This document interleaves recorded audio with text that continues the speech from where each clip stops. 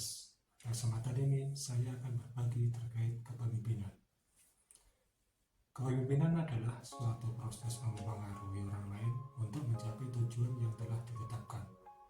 Atau kepemimpinan adalah seni membuat orang lain melakukan sesuatu seperti yang Anda inginkan. Dan salah satu ujian kepemimpinan adalah kemampuan mengenali suatu masalah sebelum menjadi darurat. Bagaimana Anda memilih dan mengembangkan gaya kepemimpinan? 1. Mulailah dari diri Anda sendiri. 2. Pikirkan tentang kebutuhan organisasi. 3. Amati dan belajarlah dari para pemimpin lainnya. 4. Gunakan penelitian tentang kepemimpinan. 5. Percayalah pada apa yang Anda lakukan. 6. Bersiap untuk berubah. Ketepatan memilih gaya kepemimpinan menentukan keberhasilan para leader dalam membangun sebuah tim. Jadi kita jangan terpaku pada satu gaya kepemimpinan yang sesuai dengan salah satu anggota tim. Jangan menyamaratakan kebutuhan kepemimpinan dari masing-masing anggota tim. Dan jangan memilih gaya kepemimpinan tanpa disertai analisa. Kemudian, apa saja yang menjadi tantangan kita dalam memimpin tim? Salah satu tantangan kepemimpinan adalah memahami karakter anggota tim. Memahami karakter anggota tim adalah sesuatu yang menantang karena memang sangat tidak mudah. Dan barangkali teman-teman tidak akan pernah bisa benar-benar memahami karakter masing-masing anggota tim. Katakanlah kita sudah benar-benar memahami karakter anggota tim. Lalu, apakah sikap kepemimpinan kita kepada anggota tim menyesuaikan dengan karakter mereka?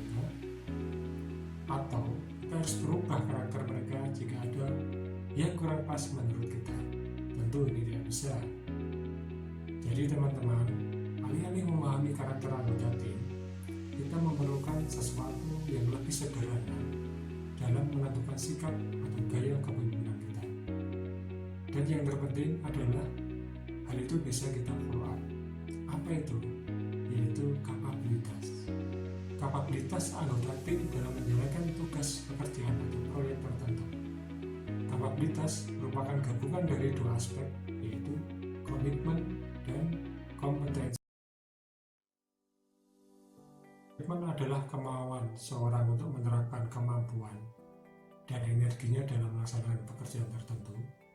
Sementara kompetensi adalah kemampuan seseorang melaksanakan pekerjaan sesuai standar yang tinggi. Jadi, kapabilitas merupakan perpaduan antara mau dan mampu.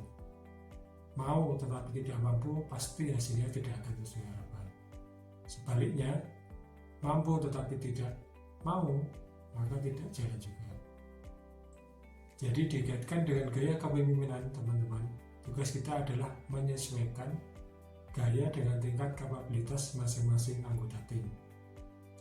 Dengan menerapkan gaya kepemimpinan yang tepat, tidak saja memastikan hasil kerja anggota tim sesuai harapan, tapi juga mendorong mereka untuk memiliki tingkat kapabilitas yang lebih baik. Nah, pasti teman-teman bertanya, bagaimana mengukur kapabilitas atau bagaimana mengukur komitmen dan kompetensi anggota tim kita? Dalam menilai kompetensi, teman-teman bisa menggunakan pertanyaan-pertanyaan ini.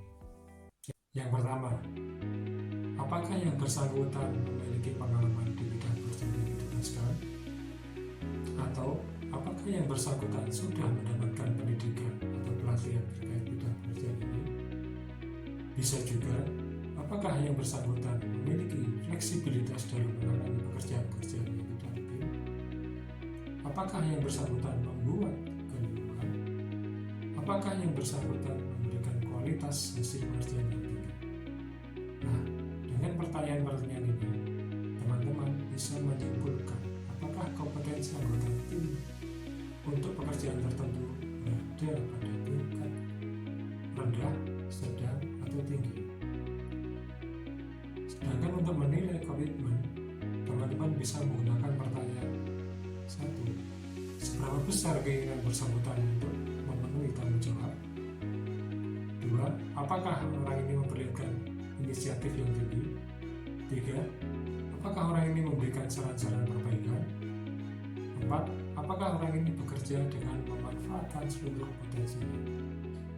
Atau apakah orang ini memperlihatkan usaha ekstra ketika menghadapi masalah? Dari pertanyaan-pertanyaan ini, teman-teman bisa menyimpulkan apakah komitmen anggota tim untuk pekerjaan tertentu berada pada tingkat rendah, sedang, atau tinggi. Dengan menggunakan hasil penilaian terhadap tingkat kapabilitas yang berupa komitmen dan kompetensi, teman-teman dapat menentukan apakah akan menggunakan gaya kepemimpinan intervensi tinggi berupa mengajari, memberitahu, atau memberi instruksi mengenai apa yang harus dilakukan. 2. Intervensi sedang berupa melibatkan yang bersangkutan untuk diskusi mengenai apa yang sebaiknya dilakukan. 3. Intervensi yang minimal berupa pendelegasian seperlunya. Jadi, semakin tinggi tingkat kapabilitas anggota tim, semakin rendah tingkat intervensi seorang atasan. Dan sebaliknya, semakin rendah kapabilitas anggota tim, semakin tinggi intervensi atasan. Dengan memilih gaya kepemimpinan yang sesuai dengan tingkat kapabilitas anggota tim, maka teman-teman sudah menjalankan prinsip dari situational leadership atau kepemimpinan situasional, yaitu kepemimpinan yang tidak hanya sekedar mengandalkan intuisi dan atau kecenderungan, tetapi melibatkan analisa atau pertimbangan berdasarkan kapabilitas anggota tim. Intervensi tinggi memilih gaya kepemimpinan yang tepat adalah salah satu keterampilan dalam leadership praktis. Di samping keterampilan menginspirasi dan melakukan percakapan logik, mengasah leadership praktis tidak hanya meningkatkan kualitas dan kapabilitas teman-teman, tapi juga semakin memberikan nilai lebih kepada anggota tim dan organisasi tempat teman-teman bekerja. Saya Esa Sepnada Hasta. Sampai bertemu kembali di sharing sesi berikutnya. Terima kasih.